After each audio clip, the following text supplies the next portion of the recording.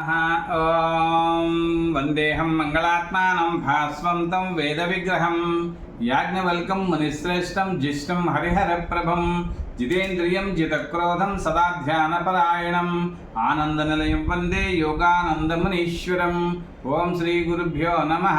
ఓం గణానాం త్వా గణపతిం హవామహే ప్రియాణాం త్వా ప్రీతం హవామహే నిధీనాం త్వా నిధిపతిం హవామహే వసో మమ అహమజాని గర్భదం త్వమజాసి గర్భదం.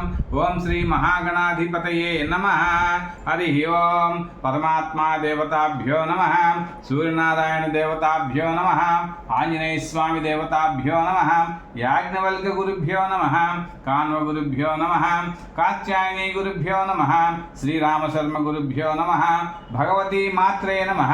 పుటపర్తి సాయిబాబా దేవతాభ్యో నమః. శంకరాచార్య గురుభ్యో నమః. రాఘవేంద్ర స్వామి గురుభ్యో నమః. దత్తాత్రేయ గురుభ్యో నమః. ఓం సిద్ధి బుద్ధి మహాగణాధిపతి నమః. లక్ష్మీనారాయణాభ్యో నమః.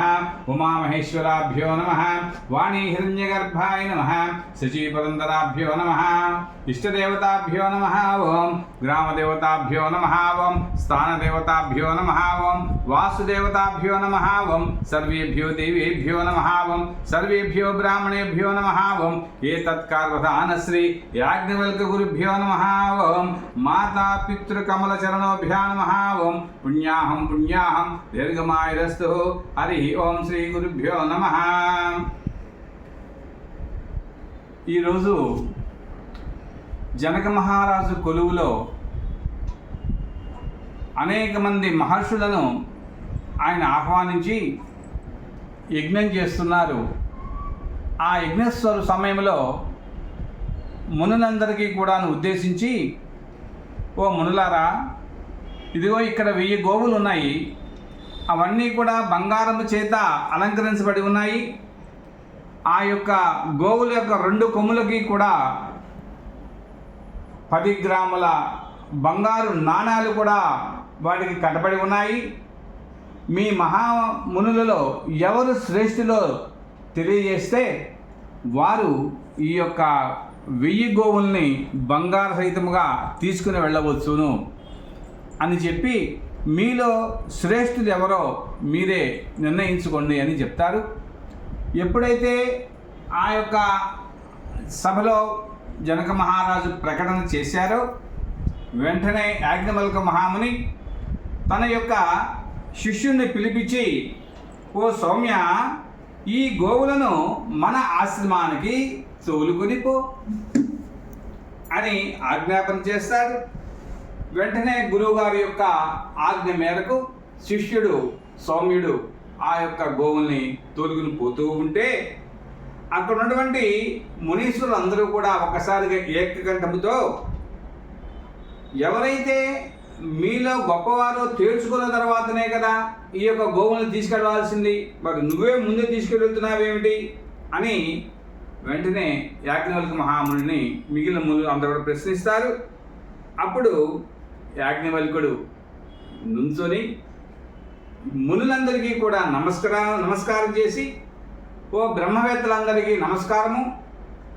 మేము బ్రహ్మవేత్తత్వమును పణముగా ఉంచినటువంటి గోవుళ్ళు మాత్రమే తీసుకువెళ్తున్నాము, కానీ బ్రహ్మవేతృత్వమును మాత్రము కాదు, ఎవరైతే బ్రహ్మకు నేతృత్వం వహిస్తున్నాడో వాళ్ళని కాదు, కేవలం పణముగా పెట్టినటువంటి గోవుల్ని తీసుకెళ్తున్నాము. కారణం ఏమిటి అంటే, మేము గోకాముకులము. గోవుల కంటే మాకు కోరిక ఎక్కువ, గోవులు కావాలని కోరుకుంటాం, గో సంపద కావాలి అనేటువంటి కాముకులము కనుక తీసుకెళ్తున్నాము. కాబట్టి మీ యొక్క అభిమానంతో నిండినటువంటి బ్రహ్మవేతృత్వం మాత్రం మేము తీసుకెళ్ళట్లేదయ్యా, అది ఇక్కడే ఉన్నది. ఇదిగో ఇప్పుడు మా అందరం కూడా కలిసి పరిహాసముగా మాట్లాడుతున్నాను, అంతేకాని మీతో నేను వాదనకు సిద్ధంగా ఉన్నాను. ఎవరెవరు వాదన చేయడానికి వస్తారో ముందుగా వాళ్ళతో నేను వాదన చేస్తాను. మా రకంగా ఒక్కొక్కళ్ళు మీరు వచ్చినట్లయితే నేను వాదన మొదలు పెడతాను అనగానే, ఆ మునులలో ఒక ఒక మునీశ్వరుడు అశ్వలుడు అనేటువంటి ఆయన ముందుకు వచ్చి, నేను ముందు నీతో సంవాదానికి వస్తాను ఓ యాజ్ఞవల్క మహర్షి అంటే, తమ్మను కూర్చుంటారు ఇద్దరు జనక మహారాజు యొక్క కొలువులోనే. ప్రశ్న వేస్తాడు అశ్వరుడు, ఓ యాజ్ఞవల్క, యజమాని ఏ సాధనము చేత మృత్యువును అతిక్రమించగలడు? యజమాని ఏ సాధనము చేత మృత్యువును అతిక్రమించగలడు అంటే వెంటనే యాజ్ఞవల్క్య మహర్షి చెప్తారు, యజమాని యొక్క వాక్కే హోతగా ఉంటుంది. ఆ వాక్కే అతని యొక్క అగ్నిగాను, ఆ అగ్నియే ఆ హోతగాను తెలుసుకొని హోతాగ్నులు రెండూ కలిసి అధిదైవితమగు అగ్ని రూపముతో చూచుటయే ముక్తి. కాబట్టి ఆ యొక్క యజమాని యొక్క వాక్కే హోత, ఆ వాక్కే అగ్ని అని సమాధానం చెప్తారు వెంటనే యాజ్ఞవల్క్య మహర్షి అశ్వరుడికి. వెంటనే సంతృప్తి చెందుతాడు. మరొక ప్రశ్న వేస్తాడు, కానీ అగ్ని రూపంతో చూచుటయే ముక్తి అనేటువంటిది ఏదైతే ఉందో అధిదేవత ఏవో అగ్ని రూపంతో చూచుటయే ముక్తి అని సమాధానం చెప్తే వెంటనే అశ్వరుడు మరి ఒక ప్రశ్న వేస్తాడు, ఓ మహాముని, యజమానుడు ఏ సాధనముల చేత అహోరాత్రములను గడిపే మోక్షాన్ని పొందుతాడు? ఏ సాధనం వల్ల మోక్షం వస్తుంది అని చెప్తాడు. ప్రశ్న అది. వెంటనే యాజ్ఞవల్క్య మహర్షి సమాధానం చెప్తారు, ఋత్విజుని చేతను, నేత్ర రూపుడను ఆదిత్యుని చేతను, చక్షుసే యజ్ఞం యొక్క అధర్యుడు, ఈ నేత్రమే ఆదిత్యుడు, అదే అధ్వర్యుడు ముక్తికి అతిముక్తియు కూడా అని సమాధానం చెప్తారు. ఆదిత్యాధ్వర్యులను ఒక అధిదేవతగా రూపమైనటువంటి సూర్యస్వరూపమును చూచుటయే మోక్షము. కాబట్టి అధిదేవత రూపమైనటువంటి సూర్యుని యొక్క రూపమే ఏదైతే ఉందో అదే మోక్షాన్ని ఇస్తుందయ్యా అని ఆ యొక్క అశ్వరుడికి సమాధానంగా చెప్పడం జరుగుతుంది.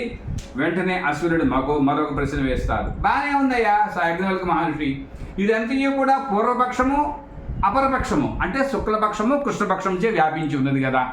కాబట్టి ఇది అపూర్వ పక్షాల వశమై ఉన్నది. అయితే ప్రశ్న వేస్తున్నాడు, యజమానుడు ఏ సాధనము వలన ఈ రెండు పక్షములను దాటి మోక్షాన్ని పొందుతాడు? ఏ సాధనాల వల్ల ఈ రెండు పక్షాలు దాటుతాడు అని ప్రశ్న వేస్తున్నాడు అశ్వరుడు. యాజ్ఞవల్క్య మహర్షి సమాధానం చెప్తున్నాడు, ప్రాణశక్తి చేతను ఉద్గాతయను వాయువు చేతను, ప్రాణశక్తి చేతను ఉద్గాత అను వాయువు చేతను అతిక్రమించవచ్చును. అంతేకాదు ప్రాణమే ఈ యజ్ఞము యొక్క ఉద్గాత, ఈ ప్రాణమే వాయువు, ఇదే ఉద్గాత.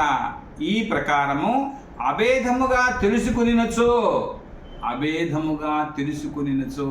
అది ఏ మోక్షము, అది ఏ ముక్తి అని తెలియజేస్తారు అశ్వరుడు మహామహర్షికి. మరొక ప్రశ్న వేస్తాడు ఈ యొక్క అశ్వరుడు, అయ్యా యాజ్ఞవల్క్య మహాముని, యజమాని దేని ఆధారముతో కర్మఫలముకు స్వర్గమునకు వెళ్ళుచున్నాడు? సమాధానం చెప్తున్నారు యాజ్ఞవల్కులు, యజమాని బ్రహ్మయను ఋత్విక్ స్వరూపుడను మనోరూపుడకు చంద్రుని చేత కర్మఫలము చేత స్వర్గానికి పోయి అతిముక్తుడవుతున్నాడు.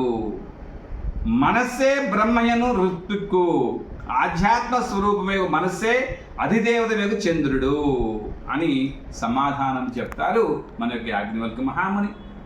వెంటనే అశ్వరుడు మరొక ప్రశ్న వేస్తాడు, ఓ యాజ్ఞవల్క్య మహర్షి, ఎన్ని ఆహుతులు హోమం చేయుచున్నాడు యజ్ఞమునందు అధర్యుడు అని. అంటే యజమాని ఎన్ని ఆహుతులు చేయుచున్నాడు? వెంటనే సమాధానం చెప్పాడు, 3 ఆహుతులు చేస్తున్నాడు అని. ప్రశ్న అశ్వరుడు, ఆ ఆహుతులు ఏమిటి అంటే ఆ 3 ఆహుతులు, ఒకటి పైకి రాకేటువంటి ఆహుతులు, పైకి వెళ్ళేటువంటి ఆహుతులు ఒకటి, అదేవిధంగా శబ్దము చేసేటువంటి ఆహుతులు, క్రిందికి పోవలసినటువంటి ఆహుతులు అని 3 ఆహుతుల గురించి చెప్పాడు. అంటే పైకి పోయేవి, అదేవిధంగా శబ్దం చేసేవి, దిగువకి వెళ్ళేటువంటివి, కిందకి వెళ్ళేటువంటివి అని చెప్పాడు. అప్పుడు వెంటనే ఈ యొక్క అశ్వరుడు అడిగాడు, వాటి గురించి వివరంగా చెప్పబోయే కాస్త మాకు అర్థం కాలేదు అని. పైకి పోయేటువంటి ఆహుతులన్నీ కూడాను దేవలోకాన్ని జయిస్తాయి. ఎందుకంటే దేవలోకము ప్రకాశవంతమైనది.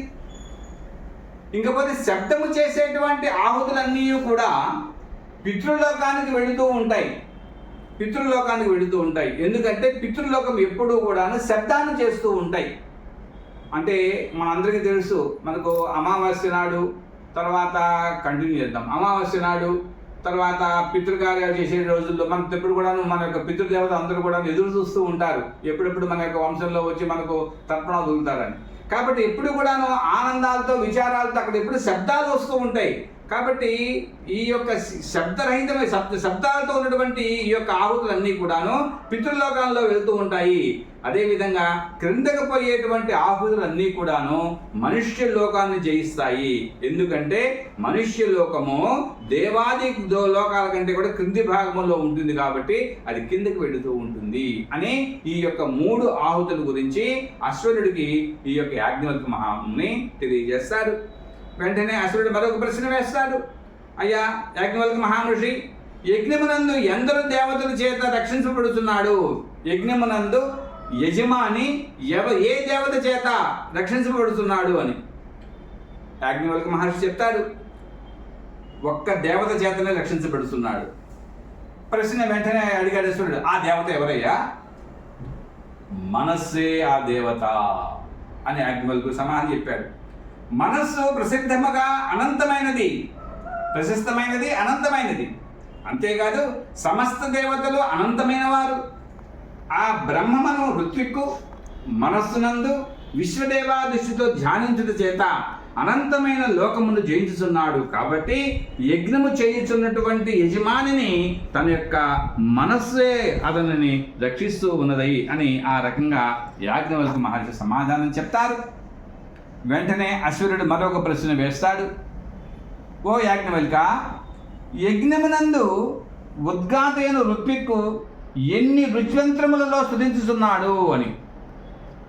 దానికి యాజ్ఞవల్క్యుడు సమాధానం చెప్తూ, ఓ అశ్వరుడా, పురోను వాక్య, యాజ్య, శస్యలను ఈ 3 మంత్రములతో స్తోత్రములు చేయుచున్నాడు. 3 మంత్రాలతో స్తోత్రం చేస్తున్నాడు. ఎన్ని మంత్రాలతో చేస్తున్నాడు అంటే 3 మంత్రాలు. ఒకటి యాజ్య, పురోను వాక్య, శస్యలు అనేటువంటి మంత్రాలతో. వెంటనే ప్రశ్న వేశాడు అశ్వరుడు, పురోను వాక్యాదులు 3 ఆధ్యాత్మిక స్వరూపముగు దేహేంద్రియ సముదాయ కర్తములు ఎట్లున్నాయి అన్నాడు.